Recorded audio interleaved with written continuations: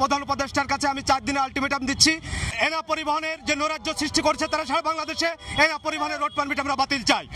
গত 17 বছর ফ্যাসিস্ট একটা সরকার ছিল আমাদের দেশে, খুনি হাসিনা সরকার।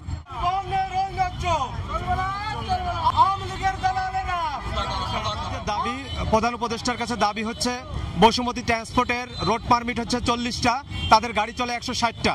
পরিস্থানের রোড পারমিট হচ্ছে 16টা, তাদের গাড়ি চলে 150-এর উপরে। পর্যাপতি সাবেক এমপি মাফিয়া ডন সভানেত্রী শাহিদা খাতুন দীপ্তি, তার মালিকানাধীন কোম্পানি পর্যাপতি, এই পর্যাপতিতে রোড পারমিট হচ্ছে 16টা, তারা গাড়ি চালায় 120টা। তা প্রধান উপদেষ্টার কাছে আমি 4 দিনের আলটিমেটাম দিচ্ছি, এই বসুমতির যে কটা রোড পারমিট আছে সেই কটা রোড পারমিটের গাড়ি চলবে।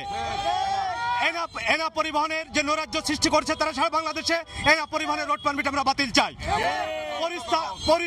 পরিস্থানের যে কটা রোড পারমিট আছে এই কটা রোড পারমিট ছাড়া অন্য কোন রোড পারমিট বিহীন কোনো গাড়ি রাস্তা যেন না চলে। পরিস্থানের রোড পারমিট আছে 20টা, এই 20টার পরিবর্তে তারা গাড়ি চালাচ্ছে 160টা কিংবা 150 গাড়ি।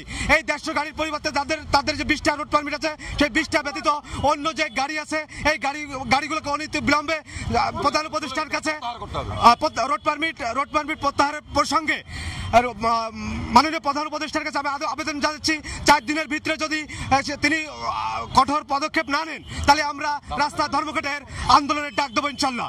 বিগত 17 বছর ফ্যাসিস্ট একটা সরকার ছিল আমাদের দেশে, খুনি হাসিনা সরকার।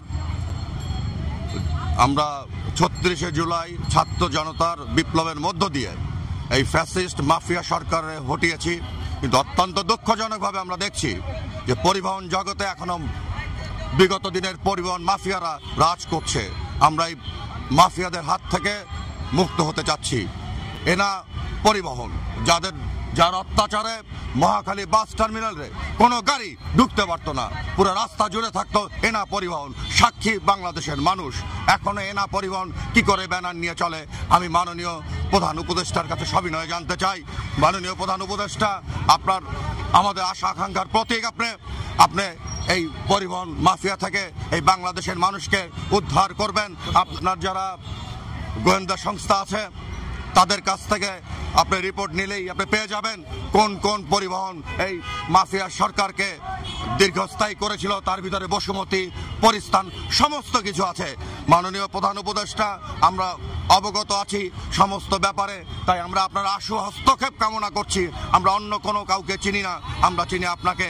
আমরা সৈনিক রাজপথে স্বাচ্ছন্দ্য বোধ করছি, আমরা আপনার কাছ থেকে বিচার চাচ্ছি। দাঁড়িয়েছি আমাদের একটা দাবি, এনা পরিবহন, বসুমতী, পরিস্থান, এরা রাস্তাঘাটে চলাফেরা করে খুব বাজেভাবে চালায় গাড়ি, এমনকি এদের যে রোড পারমিট এগুলো আমরা বাতিল চাচ্ছি।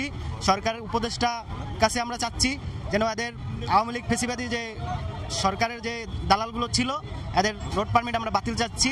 কোনো উদ্যানে ছাত্র আন্দোলনে এরা ফেসিবাদীভাবে কিছু লোক আছে এখনো, এদেরকে আমরা মুক্তি চাচ্ছি, জনগণ মুক্তি চাচ্ছে।